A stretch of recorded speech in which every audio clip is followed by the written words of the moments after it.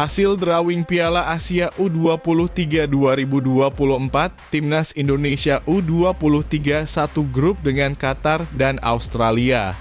Gagal total di dua laga awal Timnas Indonesia, Shin Tae-yong masih berani andalkan formasi 3 back. Jadwal Timnas Indonesia U23 di Piala Asia U23 2024 langsung lawan tuan rumah.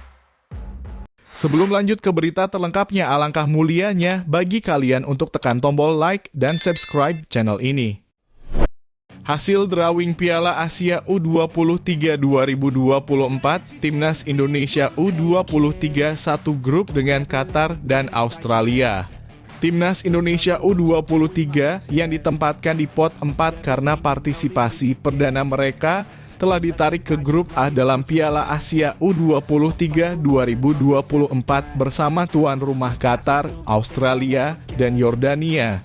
Meskipun Garuda Muda berhasil lolos ke putaran final dengan kemenangan atas Turkmenistan dan Taiwan di babak kualifikasi, mereka harus puas berada di pot 4, meningkatkan tingkat kesulitan dengan kemungkinan menghadapi lawan-lawan berat. Hasil undian menempatkan Timnas Indonesia U23 di grup yang sulit bersama Qatar pot 1, Australia pot 2, dan Yordania pot 3. Meskipun menjadi tantangan besar, ini merupakan langkah pertama bagi Timnas Indonesia U23 dalam Piala Asia U23. Sementara itu, Timnas Thailand U23 berada di grup C bersama juara bertahan Arab Saudi, Irak, dan Tajikistan. Berikut adalah hasil lengkap drawing fase grup Piala Asia U23 2024. Grup A, Qatar, Australia, Yordania, Indonesia. Grup B, Jepang, Korea Selatan, UEA, Cina. Grup C, Arab Saudi, Irak, Thailand, Tajikistan. Grup D, Uzbekistan, Vietnam, Kuwait, Malaysia. Gagal total di dua laga awal Timnas Indonesia, Shin Tae-yong masih berani andalkan formasi 3 back. Meskipun Timnas Indonesia di bawah kendali Shin Tae-yong gagal meraih kemenangan dalam dua laga awal grup F kualifikasi Piala Dunia 2026 zona Asia. Formasi 3 back yang diterapkan oleh pelatih Korea Selatan tersebut tidak terbukti efektif dalam laga melawan Irak dan Filipina.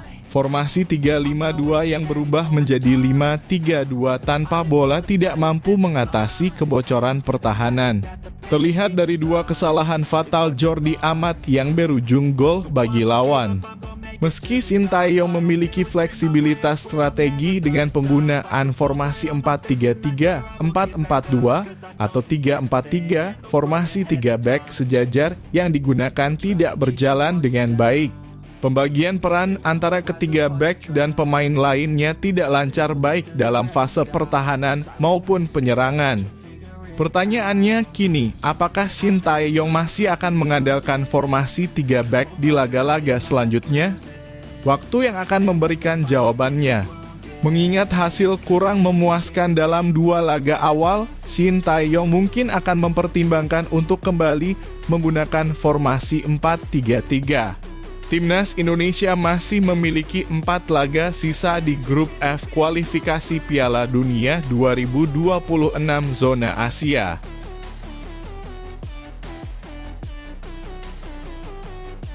Jadwal Timnas Indonesia U23 di Piala Asia U23 2024 langsung lawan tuan rumah. Timnas Indonesia U23 yang tergabung dalam grup A Piala Asia U23 2024 bersama tuan rumah Qatar, Australia, dan Yordania akan menghadapi tantangan berat untuk lolos ke perempat final. Qatar U23 sebagai tuan rumah memiliki keuntungan bermain di hadapan supporter sendiri, sementara Australia U23 pernah mengalahkan Timnas Indonesia U23 dengan agregat 4-2 dalam kualifikasi Piala Asia U23 2022.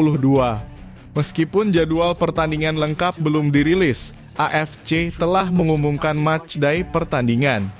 Timnas Indonesia U23 akan menghadapi Qatar U23 pada matchday pertama, diikuti oleh pertandingan melawan Australia U23 pada matchday kedua. Laga pamungkas grup A akan melibatkan Timnas Indonesia U23 dan Yordania U23. Pelatih Timnas Indonesia U23, Shin Tae-yong, diberi target membawa tim finish di 3 besar untuk dapat lolos ke Olimpiade Paris 2024. Pertandingan Timnas Indonesia U23 di Piala Asia U23 2024 yang berlangsung pada 15 April hingga 3 Mei 2024. Tantangan besar menanti Garuda Muda dan hasil perjuangan mereka akan menentukan nasib mereka dalam turnamen ini.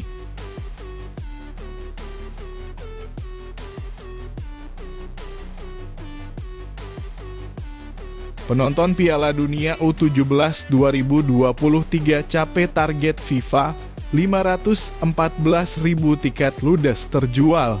Masyarakat Indonesia menunjukkan antusiasme tinggi terhadap Piala Dunia U17 2023 dengan penjualan tiket mencapai 514.000, melampaui target FIFA sebanyak 10.000 penonton per pertandingan.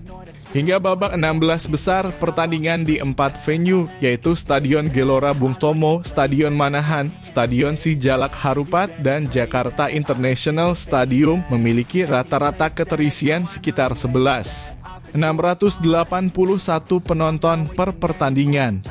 Ketua Panitia Piala Dunia U17, Erick Thohir, menyatakan kegembiraan atas antusiasme penonton yang melebihi target FIFA.